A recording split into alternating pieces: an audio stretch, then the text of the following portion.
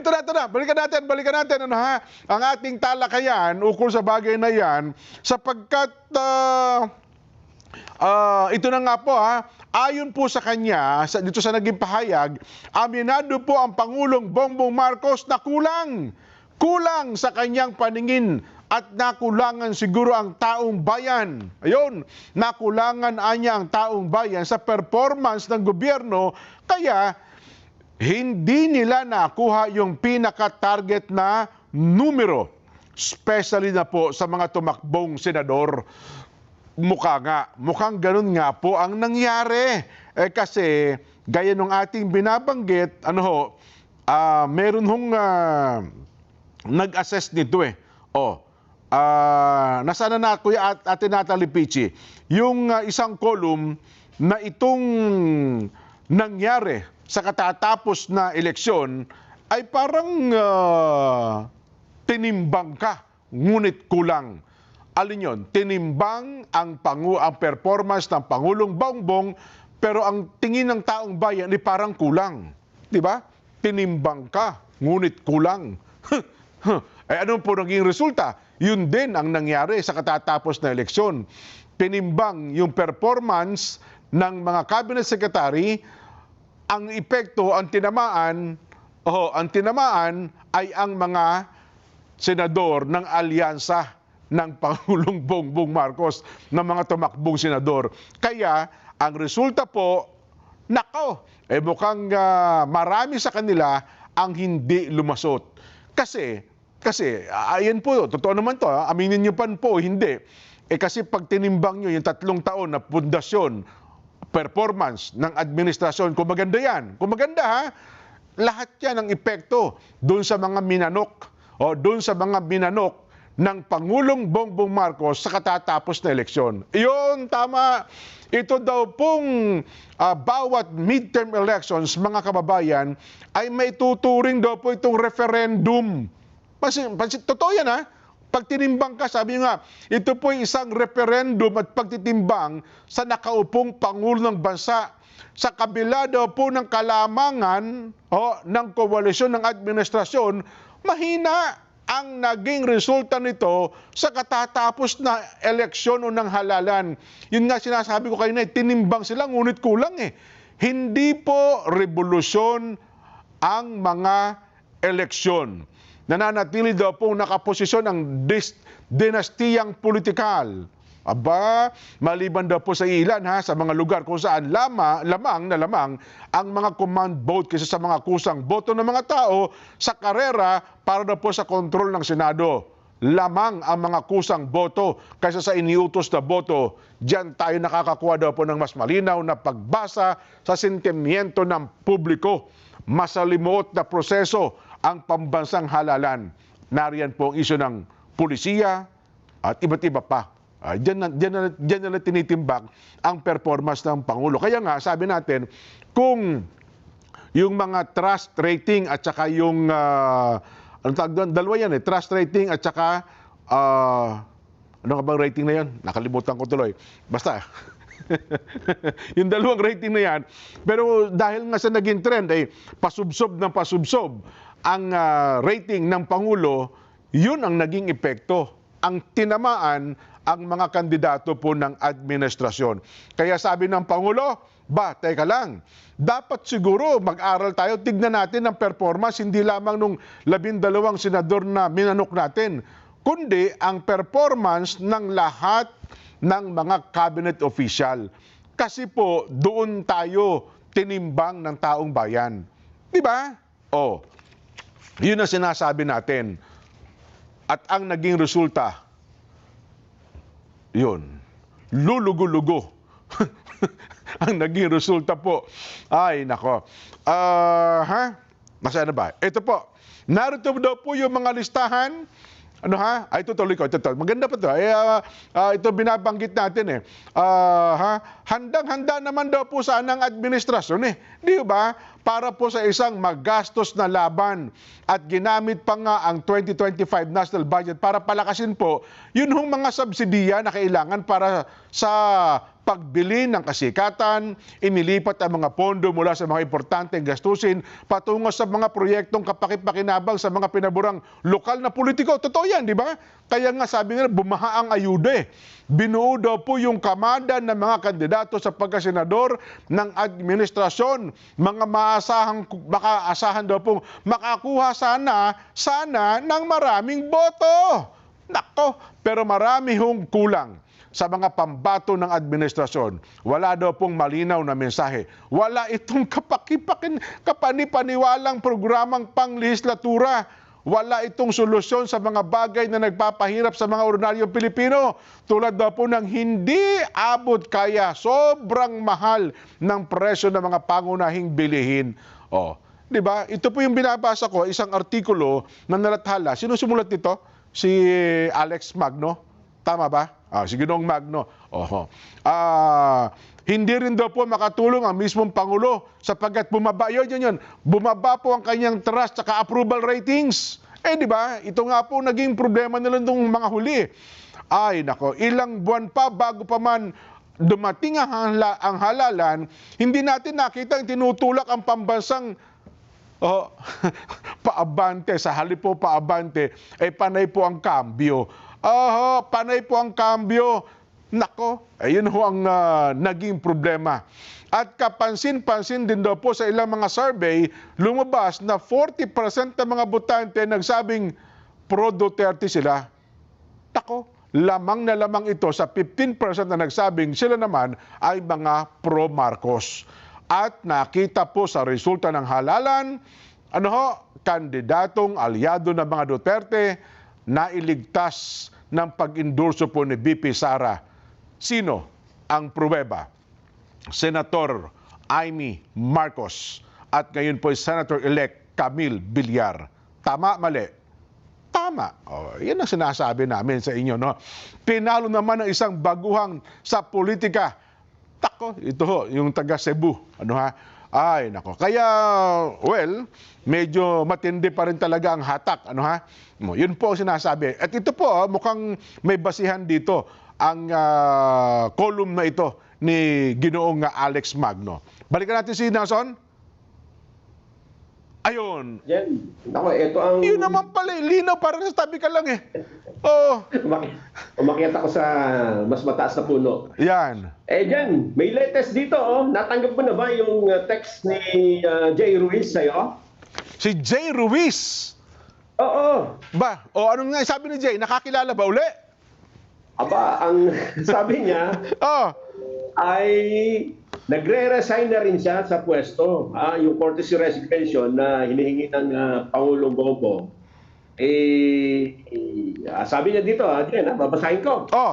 With utmost respect, I tender my courtesy resignation as Secretary of the Presidential Communications Office in the view of the ongoing recalibration of government efforts under your leadership. I humbly submit this resignation to give you a free hand, free kamay, in organizing your team as needed to pursue your people-centered vision for the country. People-centered vision daw ang gagawin ng Pangulo. Pagre-recalibrate, ay pinagre-resign lahat sila. At nag-resign na nga po, ang bago lang ito, di ba? Wala pang halos 3 buwan yata. Yes. PCO Secretary Jay Ruiz. Mukhang nga yan. Hindi naman sa irrevocable, kundi yan ay part din ng courtesy resignation. Kagaya din ng ginawa ng iba pang mga cabinet secretary. Meron ka bang listahan? Ito. Sa kabatiran mo, Nelson, narito yung mga listahan ng mga cabinet secretary na naghain na ng kanilang courtesy resignation. Number 1, ito, bagong-bago lang din ito, Bagong-bago lang din sa pagkakatalaga sa kanyang posisyon. DOTR Secretary Vince Dizon, Secretary Rex Gatchalian. Ito, bago lang din ito. John Vic Remulla, DILG. MMDA Chairman, Don Artes. Na-interview pa natin ito kahapon. Siya po'y chairman ng MMDA pero cabinet rank position kasi ito. Cristina Frasco, DOT, Department of Tourism. Amena Pangandaman, DBM. Ano ha? Ralph Recto. Si Ralph Recto, medyo bago-bago lang din ito sa Department of Finance. Menardo Guevara, Solgen. Hans Leo Kakdak, BMW. Henry Aguda, DICT. Ito, bago lang din ito. DOJ Secretary Boying Rimulya. Ito, medyo matagal-tagal na ito. Gaya ng binanggit mo, Nelson, ha? PCO Secretary J. Ruiz. Yan, ano ha? Sino pa? DA Secretary Francisco Chulaurel. Yan. Bienvenido Laguesma, Dole. Jose Benitez, ito si Kiko, no? Yung Director General ng TESDA. Aba, pati pala si Executive Secretary Lucas Bersamin ay nagain din po ng kanyang courtesy resignation.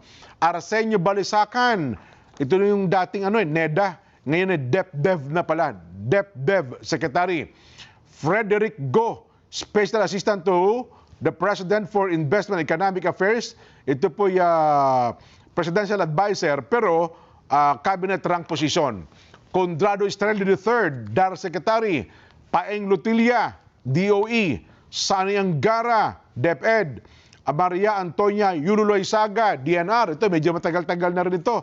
Ako sa tingin ko, parang ito nanganganib, Nelson, ha? Sa talaan nito, ay mukhang, ako naman, sarili ko lang, pagtaya ko lang, itong, kasi itong Loisaga, dati na nachichismis ito eh. At saka yung ayawan ko lamang, dito kay Cristina Frasco, ang anak po ni Governor Gwen Garcia na hindi pinalad na maging gobernador. Ganon din po, Gibo Chodoro, DND, Renato Solidum, DOST, Maria Cristina Roque, ito bago lang din ito, DTI Secretary, Ed Año, hindi ito, Advisor, Security Advisor, NSC, hindi ito Executive Secretary, ipakitama natin, baka akala Ed Año, National Security Advisor, yan. Enrique Manalo, DFA, Dante Ang, si Dante Ang pala ay, miyembro din ng kabinete ng Pangulo, CFO Secretary, ARTA, yun hong anti-red tape, Director Ernesto Perez. Ayan. Pero ako sa tingin ko dyan, Nelson, ewan ko lang, ikaw sa assessment mo, ako sa tingin ko dito, yung DepEd Secretary, Sani Angara, mukhang maganda-ganda naman ng performance, baka hindi tanggapin ang resignation nito. Again hindi po komot naghain ng courtesy resignation, Nelson, liwanagin natin, ay tatanggapin po, hindi po, kundi ito ay binibigyan lamang nila ng leeway ang Pangulo para, anong tawag natin doon? Para nang sa ganon, yung kanyang mga cabinet official ay pananatilihin o hindi base sa performance na performance evaluation, Nelson. Di ba? Oo. May mga post ngayon sa social media, Jen, na sinasabi na hindi lang naman ang Pangulong Bongbong Marcos ang nagsagawa ng mga ganitong paghingi ng courtesy resignation sa mga miyembro ng gabinete. Magiging mga naunang Pangulo.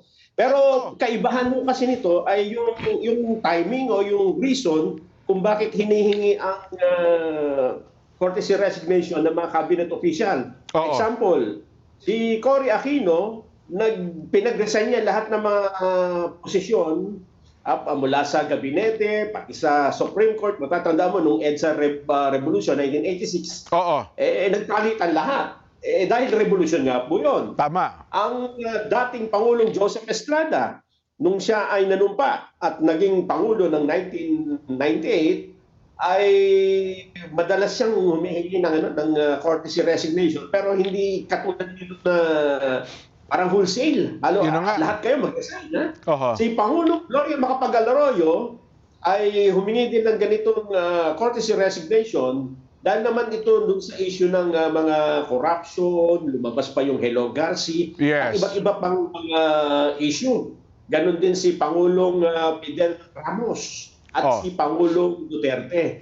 Dahil may mga aligasyon sa ibang mga opisyal ng gobyerno. Pero ang kaibahan, mga babayan, ito ay right after the midterm elections lang, sabi nga nila, referendum ito. Yan. Ang performance ng administrasyon ay okay o hindi sa taong bayan. At mukhang naramdaman nga ho ng Pangulo ng Malacanang na we need to reset Kung baga sa computer, i-off muna natin, patayin natin. Baka sakaling pag binunot yung plug, kasi minsan yung computer, di ba dyan, nag-i-stack, ayaw gumana. At ang tanging paraan para ito ay gumana muli na maayos, i-off mo muna eh. Tapos sasaksak para mag-reprogram. Pero yan, ito mo pagkakaiba. Pero ng Nelson, mass resignation, courtesy resignation na hiningi ng Pangulong Bongbong. Pero Jen. Nelson, merong isang matalinong nakapag-isip. Ewan ko lang kung ito'y naisip mo rin. Ako, hindi ko rin ito naisip. Ngayon ko lang ito napagtanto, ha? Alam mo ba kung ano? Hindi kaya itong mass resignation ito, Nelson, baka naman inunahan lang. Naalaala mo ba ang Hayaten? Baka nalimutan mo yon, di ba? Yung Hayaten, 10 cabinet secretary na nagsabay-sabay na nag-resign at kumanta pa noon, di ba? If we hold on together. Dinky. Di ba? Hindi. Ito lang, hindi ko sinabing ito'y totoo, ha? Kundi, sabi ko nga sa iyo, Nelson, mukhang may nakapansin. Well, hindi mo maaalis itong anggulong ito, ha? Hindi kaya naman ganun din ang ginawa ng Pangulo? Nako, mukhang humihina na ang aking kapangyarihan. Kaya uunahan ko na, mananawagan na ako ngayon, mag-uutos na ako ng courtesy resignation sa aking cabinet secretary. Baka maunahan ako ng Hayaten. Ang laking impact noon, Nelson.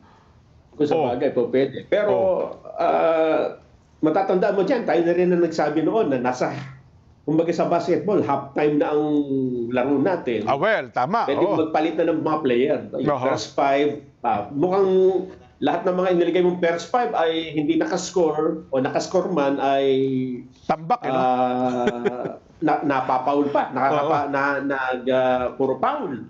Kaya magpapalitan na siguro. Kasi kung ang sinasabi nila ay baka nga may mag-resign, ay hindi din malayo yun. Ika nga, di ba, ang politika sa atin for survival eh. Tama. Ang matindi dito, Jen, ay hindi yung mga cabinet secretary, kundi yung mga nanalong senador na nakaalyansa nila. Di ba? Na pagka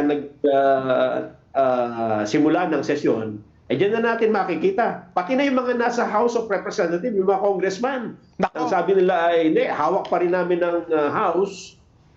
Baka dyan natin mararamdaman dyan kung talagang lame duck na nga ba ang Pangulo o siya ay may control pa sa gobyerno? Well, ako, dalawang ideya yan, Nelson. Ngayon, kung ito'y talagang hindi naman inunahan na niya, talagang ang nanaig dito ay ang gusto ng Pangulo, tamang direksyon ito, Nelson, At sana nga ay makita ng Pangulo sa kanilang reassessment at saka doon sa performance evaluation nila, sino sa mga cabinet secretary nag-perform at sino sa mga cabinet secretary sa halip na mag-perform ay hinatak pa yung kanilang mga kandidato. Di ba? Yung kanilang mga kandidato, lalo na po yung mga tumakbong senador sa loob ng alyansa, Nelson. Totoo yun. At ang pagkakaintindi ko naman dito, ginawa na lang niyang lahatan. Dahil sa tingin ko ay marami siyang tatanggalin. Noong pa man, di ba, dyan noong kainitan ng pag-aresto kay dating Pangulong Duterte, dinala sa daheg, sa ICC, ay doon pa lang dami ng palpak, di ba? Yung DOJ, palpak. Di ba? Nang igiit nila na sila ang competent judicial authority ng bansa. Kasama kayo sa tatanggapin. Hindi. At marami pang mga kapalpakan na nauna at mga sumunod. Kaya, yan ang nangyari. Siguro noon ay in denial pa sila na nagkakamali sila at hindi gusto ng tao ang ginagawa. Ayan na nga, pinatunayan ng resulta ng eleksyon. Diyan basang-basa natin. Kumbaga sa measurement, kitang-kita natin kung paano mineasure ng taong bayan ang performance ng kasalukuyang administrasyon. Meron na lang daw hinihintay, Nelson, baka tanggapin Kasi meron pang hindi nakapagsusumite sa 10 meron pa? Meron pa. Sino? Si Larry Gadon. Baka daw pag nag-submit ito, tanggapin. O, sige, tanggapin niya. Lahat na. Okay na tayo. Hinihintay lang daw ata yung papel niya. Tama yung nabanggit mo, ha. Secretary Larry Gadon, hindi pa po kayo nagsasubmit sa SEC. Ganon din daw po si Health Secretary Ted Herbosa, wala pa rin daw po. Secretary Manny Bonoan, DPWH. Aba, si Manong Johnny, wala pa rin daw pala.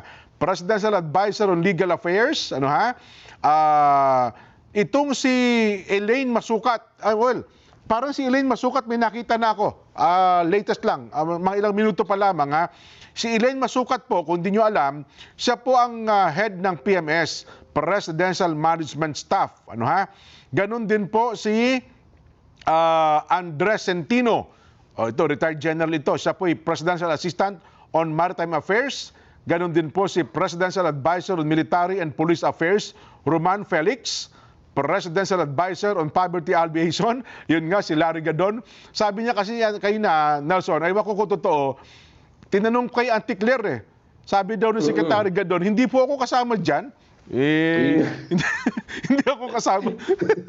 Pero sinabi ni Auntie Claire, yun hong position niyo, Secretary Gadon, ay cabinet rank position po yan. Dapat po kayong, hindi naman ako maniniwala hindi niya alam yan, ano ha? Hindi. Hindi naman kasi, siya BO-BO eh. kasi matalino naman tao ito. Pero ang katumbas po ng inyong posisyon, cabinet secretary po kayo, kailangan po kayo maghain ng courtesy resignation. Ganon din po si Carlito Galvez. Ayan. Presidential Advisor on Peace Reconciliation. Dati pa ito sa panahon ng Pangulong Digong. Special Assistant to the President, si Anton Lagdameo. Wala pa raw.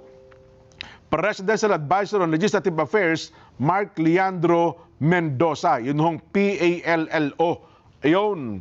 Pero ako sa taya ko dito, baka lang, mga 3 o 4, maximum siguro 4 na cabinet secretary ang tatanggapin. Ang mapapalitan. Ganun ba? Pero iba dyan, baka mananatili naman siguro. Diyan ito ay matatandaan mo, sunod-sunod na mga nakayayanig na statement ng Pangulo ang kanyang binibitiwan. Nauna, sabi niya ay makipagbati na tayo sa mga Duterte. Oo. Sumunod ito, mag-resign kayong lahat. Courtesy resignation.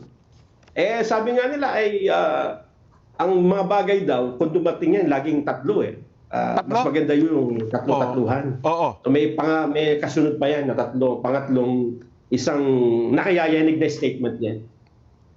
Ano yan? Baka na-intriga ako dyan. Ano yung...